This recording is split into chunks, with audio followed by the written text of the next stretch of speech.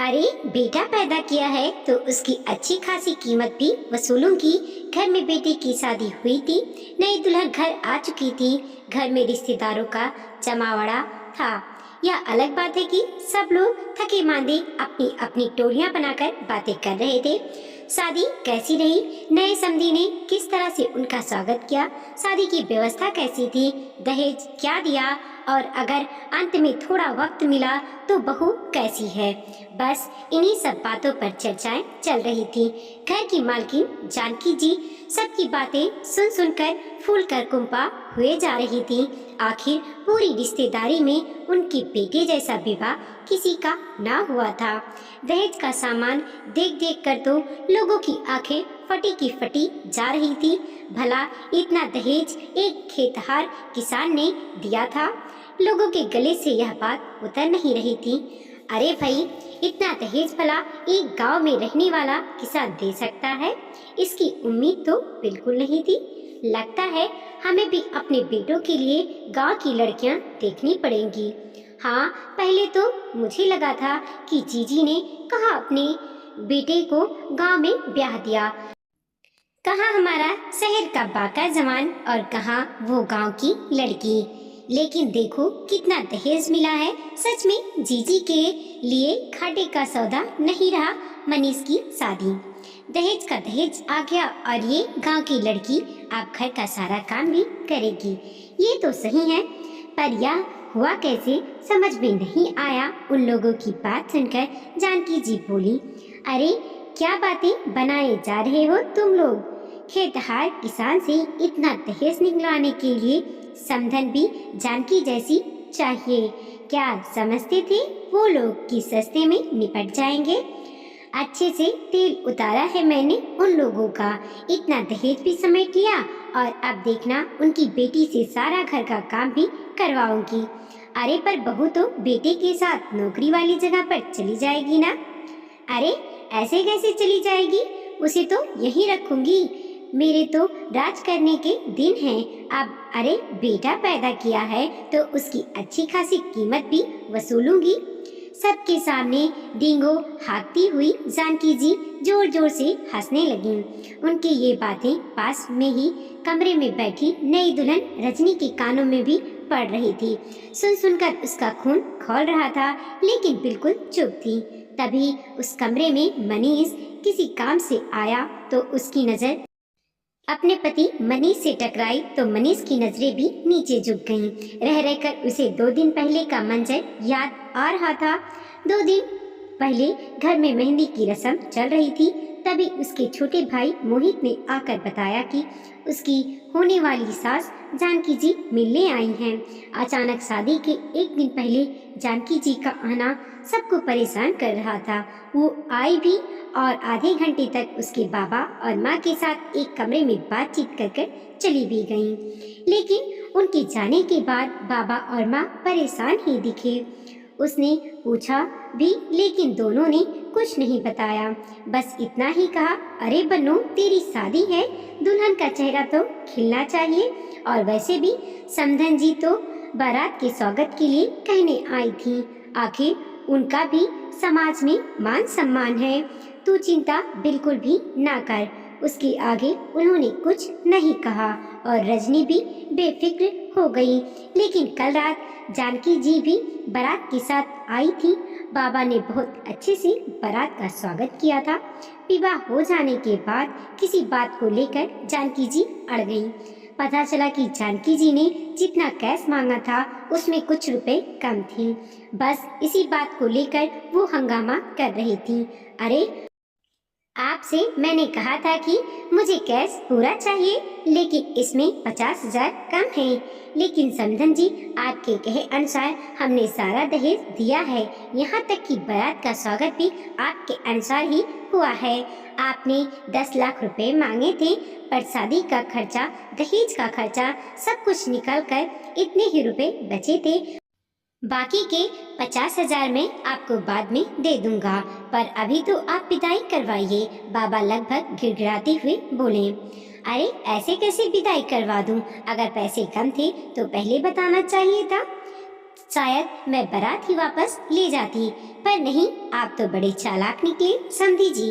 विदाई के समय यह बात बताई है आपने मुझे, और आपने क्या बताई यह तो मैंने नोट गिन लिए। याद रखना, बेटे की माँ हूँ, उसे पैदा किया है मैंने, पाल पोस कर बड़ा किया है, पढ़ा लिखा कर इंजीनियर बनाया है, आज बड़े शहर में नौकरी करता है। उसकी पूरी कीमत वसूलूंगी।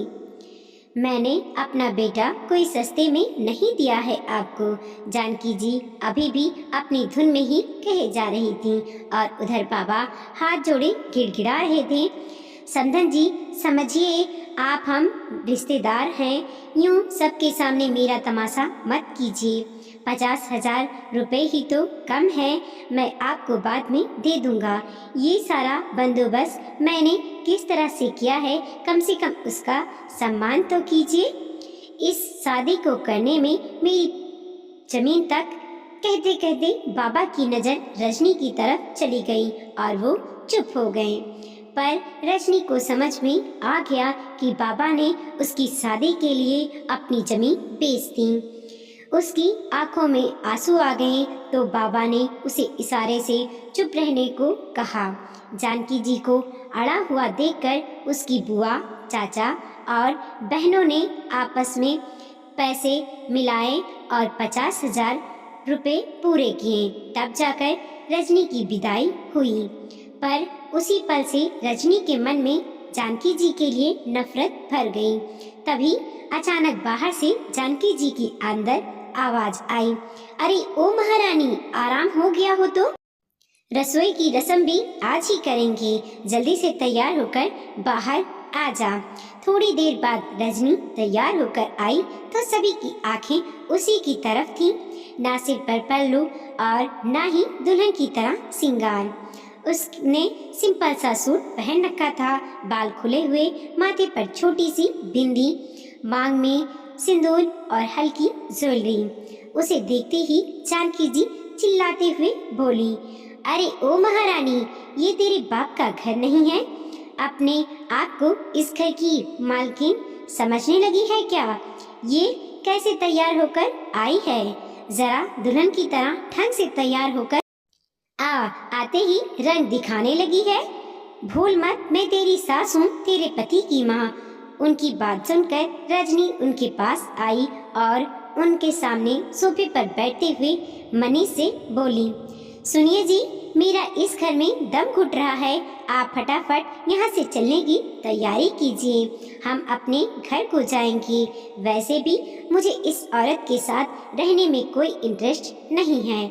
उसकी बात सुनकर सब लोग हैरानी से उसकी तरफ देखने लगे और जानकी जी गुस्से में फुफकारती हुई बोली, तेरी हिम्मत कैसे हुई मुझसे इस तरह की बातें करने की, और कहाँ जाने की बात कर रही है?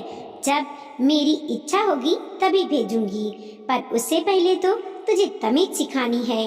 भूल गई है कि कल तेरा बाप किस तरह से गिड़गिड़ा रहा था मेरे सामने। जानकी जी की बात सुनकर रजनी की आंखों में गुस्सा उतर आया। हमें सब अच्छे से याद है अम्मा जी, बहुत अच्छे से याद है, और ये बात अब हम जिंदगी भर नहीं भूलेंगे। पर आप शायद भूल रही हैं कि मेरे पिता ने कल आपका बेटा खरीदा था और उसकी पूरी कीमत चुकाई थी। आपने कहा था ना कि बेटे की माँ हूँ, उसकी पूरी कीमत वसूल करूंगी। तो बस हमने आपका बेटा खरीद लिया, अब उस पर आपका कोई हक नहीं। भूल कर भी इसके आसपास नजर आई तो देख लेना। देख लीजिए अपने बेटे को आज जी भर के मैं तो लेकर जा रही हूँ उसे, अब इस पर सिर्फ मेरा हक है। जानकी जी मनीष की तरफ देखकर बोली, अरे नालायक, कुछ बोलेगा या नहीं? दे दे, तेरी बीवी पागल हो गई है, तेरी माँ को इतना कुछ सुना रही है। कल आप भी इसके माता पिता को बहुत कुछ सुना रही थी माँ। मैं तो कल भी कुछ नहीं बोला था ना, आज भी नहीं बोलूँगा। आपने मुझे पैदा किया, पाल पोस कर बड़ा किया, उसकी कीमत आप वसूल चुकी हो, फिर किस हक से आप यह बात बोल रही हो? यह सब बातें करते समय आपने एक बार भी मेरे बारे में सोचा? आपने तो मुझे अपनी ही नजरों में गिरा दिया, अपने ही बेटे के साथ इतना बड़ा धोखा। आपने तो मुझे एक वस्तु की तरह बेच दिया, फिर अब इतना हंगामा क्यों? मनीष की बात सुनकर जानकी जी चुप हो गई। आंखों में आंसू लिए वो गिड़गिड़ाती रहीं, मुझे माफ कर दो बेटा, मुझसे गलती हो गई। पर ना ही रजनी और ना ही मनीष ने उन्हें माफ किया। आखिर कुछ देर बाद मनीष और रजनी अपना सामान पैक कर वहां से चलते बने और पीछे रह गई जानकी जी अपने दहेज के सामान और बेटे की कीमत के साथ। वीडियो को लाइक कीजिए, कमेंट कीजिए और अपने दोस्तों के साथ जरूर शेयर कीजिए। चैनल पर नए हैं प्लीज़ सब्सक्राइब कीजिए और देखते रहिए मोटिवेशनल स्टोरी। मिलते हैं और एक नई कहानी के साथ।